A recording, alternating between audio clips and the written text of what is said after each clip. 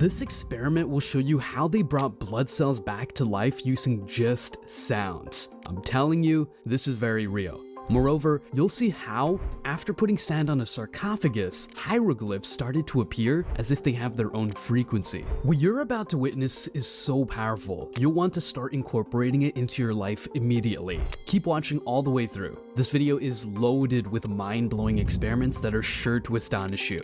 Let's begin. My name is John Stuart Reid, and I'm an acoustic physics researcher. Pythagoras said that music could be used in place of medicine. It got my attention, and I thought there must be some experiments that could be conducted where we can carefully measure the response of music to some sort of healing situation.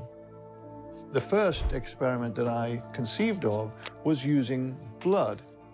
You take a vial of blood and you place it into an incubator with a small loudspeaker in the incubator that's feeding music to that blood. At the same time that that's happening, we have another vial of the same blood. We have a Faraday cage, which is electromagnetically screened, but it's also a very, very quiet environment. So that blood is not receiving any music, it's just receiving quiet.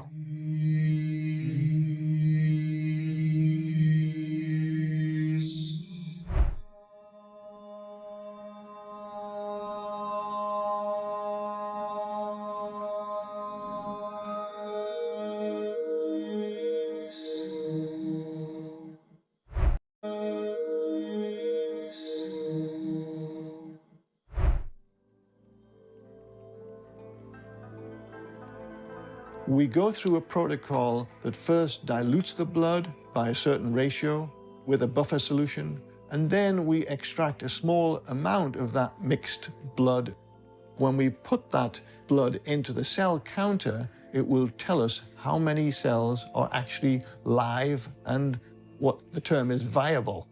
The cells in the Faraday cage have not fared very well at all. Mostly dead. But if the cells are dead, that means that the cells from the tube that got exposed to my voice, they'll be dead too. I mean, it's the same blood.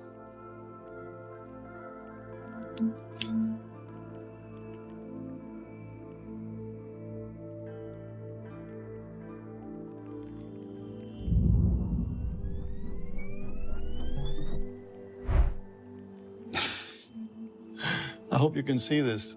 Dilute the sample. More cells alive than the cell counter can count.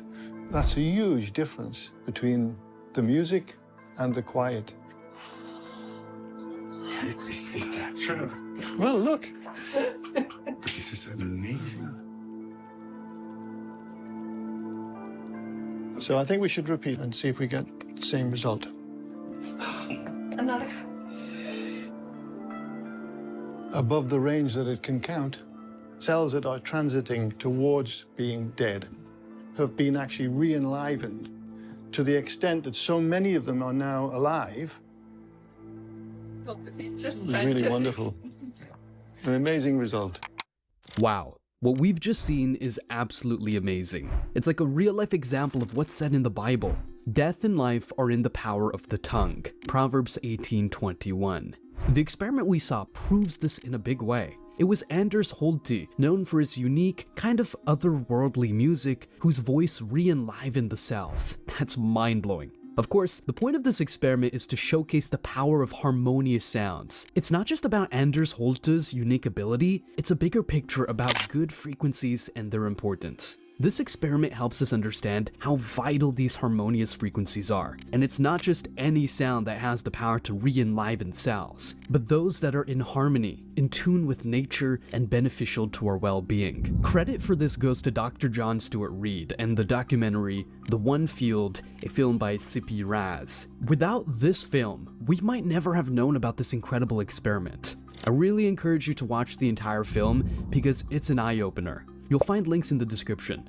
Think about it, if Anders Holte's voice, along with such beautiful and harmonious sounds, can wake up cells that were almost dead, it really makes you wonder about the music we listen to every day. Some of it is deliberately off-tune or tuned to harmful frequencies. Now, let's take a look at another one of Dr. John Stuart Reid's incredible discoveries, this time from his work in the pyramids of Egypt. Imagine this: Dr. Reid, in a setting as ancient and mysterious as the pyramids, places sand on a sarcophagus. As he conducts his experiment with sound vibrations, something absolutely phenomenal happens. Hieroglyphs begin to emerge. It's as if the sand, dancing to the tune of the vibrations, starts to unveil secrets that have been hidden for thousands of years. It all started back at the Great Pyramid in 1997. 3 weeks before I was due to go out to Egypt, I severely injured my lower back. I thought I would have to cancel the whole mission, but somehow I managed to get into the pyramid. Other people carried the equipment. The experiment that was designed was to make visible the resonances in the sarcophagus. I set up the experiment, then I stretched PVC membrane across the open top of the sarcophagus. Then I sprinkled sand on the membrane, and when we switched on the sound, this is just pure tones, electronically created tones. A whole range of ancient Egyptian hieroglyphs started to appear in the sand. First one was the hieroglyph for backbone or spinal column. It was writhing about like a snake. Antiquities inspector, he was like, "How you do that? How you do that?" We saw lots and lots of different hieroglyphs coming out on this membrane. But what was so extraordinary was, within 20 minutes of making sound, all the pain in my back left me and I never did come back. It's an extraordinary moment in my life that changed my life forever. The remarkable healing Dr. John Stuart Reid experienced in the Great Pyramid strongly underscores the therapeutic potential of sound. His sudden relief from chronic back pain serves as a compelling testament to how sound frequencies can directly and significantly impact our physical health. This breakthrough opens thrilling new research possibilities in sound therapy and holistic healing, suggesting that sound is not just an abstract concept, but a practical tool for addressing physical health issues. This leads us to revisit the role of sound in ancient architecture. The Great Pyramid, renowned for its precision in both architecture and astronomy, may also have been intentionally designed with an intricate understanding of acoustics. Could it be that this iconic structure was more than a tomb or monument? Perhaps it served as an advanced resonant chamber for healing purposes, or other functions that we're yet to fully comprehend. The emergence of hieroglyphs in response to sound vibrations in Dr. Reid's experiment hints that the ancient Egyptians might have encoded a sophisticated understanding of sound's effects in their writing and architecture. This revelation could radically transform our understanding of ancient civilizations, suggesting they had a profound grasp of the physical and metaphysical aspects of sound. But if music and sound hold such power that they can reanimate blood cells, as seen in the previous experiment, or heal Dr. Reid's back permanently, it raises a critical question. What effect does the music we listen to,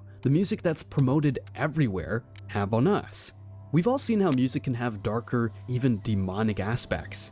If sound can influence cells in our brain, particularly our subconscious, then the impact of our daily sonic environment becomes a matter of significant importance. Here's a clip of Michael Jackson discussing the hypnotic power of music, underscoring how deeply and subtly it can affect us. Singers, when they sing songs, it's like a mantra. You repeat a chorus over and over and over. So when a kid hears a song, and he starts singing that chorus over and over and over, then you start to hear it in the alpha state to the subconscious mind.